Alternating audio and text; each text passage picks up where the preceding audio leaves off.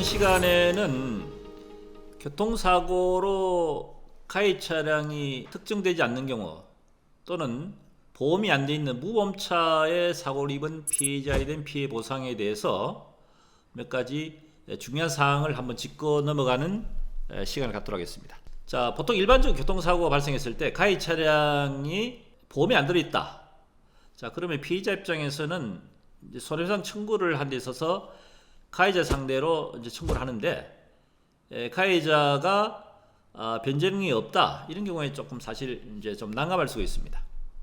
자, 그런데 민법상에는 민법 750조 과실 책임주의가 있고 756조에 사용자 책임이 있습니다. 무슨 얘기 하면요, 가해 차량이 비록 종합보험이 가입되어 있지 않다 하더라도 가해 차량의 운전자가 예를 들어 오토바이를 운전했다 또는 가해 차량이 회사 차를 운전했는데 그 차량의 소유자가 운전자 외에 다른 소유자가 따로 있는 경우에, 이런 경우에는 운전자뿐만 아니고 차량의 소유자도 민법상 책임이 있습니다.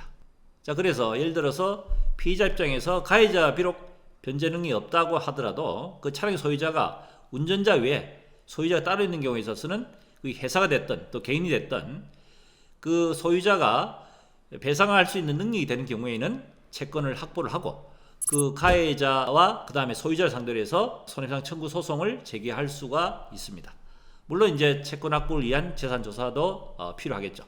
자, 그런데 예를 들어서 가해자 단순한 이제 가해 차량이 종합보험이 안 들어있는 무보험차에 발생한 사고가 발생했다. 자, 이런 경우에 있어서는 보통 일반적으로 피의자 입장에서는 내가 가입된 차량이 종합보험에 무보험차 상해보험이 가입되어 있다. 이런 경우에는 내가 가입된 무보험차 상해보험으로 처리를 하는 경우가 많이 있지 않습니까? 자, 여기서 무보험차라고 하는 것은 일반적으로 승용차, 자가용을 비롯해서 원동기 장치, 자전거까지도 무보험 자동차에 해당이 됩니다. 여기는 농기계까지도, 농업기계용 기구까지도 무보험자 자동차에 속합니다만, 예를 들어 자전거에 바쳤다 이런 경우에는 무보험차가 아니기 때문에 이런 경우에는 무보험자 상해보험으로 처리가 안 됩니다. 그래서 무보험자 상해보험 처리를 하려면은 무보험 자동차의 정의, 무보험자 자동차 어떤 것인가에 따라서 혜택을 볼 수 있다는 것이고요. 그 다음에 피의자 입장에서는 무보험차에 바쳤다. 그럼 보통 일반적으로 생각할 때는 내가 차를 운전하다가 무보험차에 바친 경우에만 무보험자 상해, 내가 가입된 무보험자 상해보험으로 처리가 되느냐, 이렇게 자칫 착각할 수 있는데 그렇지 않습니다. 보행자를 하더라도 내가 보행하다가 무보험차에 바친 경우에 있어서도 내가 가입된 무보험자 상해보험으로 처리가 가능합니다.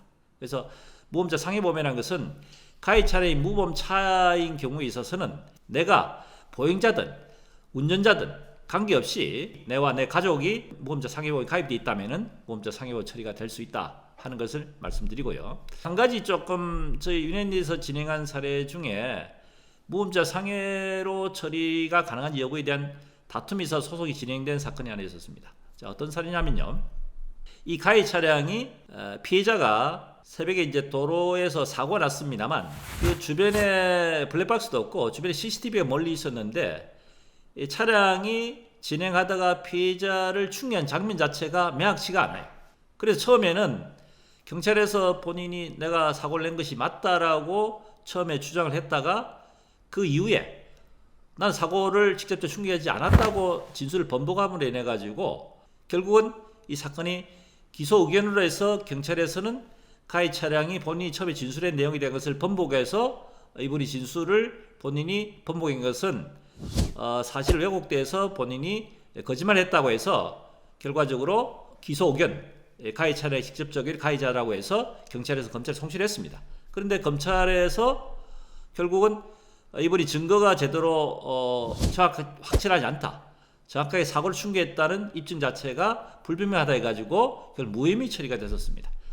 그래서 무보험차 이 차량이 종합보험에 안 들어있다 보니까 피의자 입장에서는 피의자가 가입된 무보험자 상해보험 청구를 했는데 무보험자 상해 쪽에서는 가해자가 무혐의이기 때문에 이거는 책임 자체도 배상 책임 자체도 성립이 안 되니까 우리가 보험처리를 해줄 수 없다는 그런 내용으로 해서 반대 주장을 했었습니다. 근데 무보험자 상해보험이 있어서 이 무보험자 상해의 정의란 것은 피해 사고 사실 자체에 대한 부분에서 경찰에서 사고 자체에 대한 부분이 명확하게 이 공소장에도 어떤 사고로 인해서 피해를 입은 사실 자체는 공소장에도 인정이 된다고 했습니다. 단 그 사고의 피해 자체에 대한 정확한 입증 자체가 명확하게 현실적으로 입증이 안 되기 때문에 가해 차량에 의해서 사고가 났는지 또는 제3의 차량이 먼저 사고를 내고 도주를 했는지 이런 부분이 명확치 않기 때문에 경찰에서는 무혐의 처리됐지만은 민사적인 손해배상에 있어서 특히 무보험자 상해보험의 성격상 무보험자라는 것은 직접적으로 피해를 입은 사실 자체가 불명하더라도 확정되지 않더라도 그것이 교통사고로 어떻든 사고로 인해서 피해 입은 사실 자체가 명확하다면은 그게 보이불명 자동차, 뺑소니 차량이든 또는 사고 차량 자체가 명확하게 확정이 안 되다 하더라도 무보험자 상해보험으로 처리가 된다 하는 것이 무보험자 상해보험의 특징이다. 자, 무보험자 상해보험에 대해서 자칫 오해 소지가 있고 자칫 이 부분에 대해서 잘 이해가 안 되는 부분이 있을 수 있기 때문에 오늘은 무보험자 상해보험에 대해서 가해자 입장에서 또 피해자 입장에서 이런 경우에 있어서 무보험자 상해로 처리될 수 있는지에 대해서 한번 사례를 가지고 살펴보는 시간을 가졌습니다. 그리고 마지막 한 가지, 요즘 자주 등장하는 전동 킥보드 사고 있지 않습니까?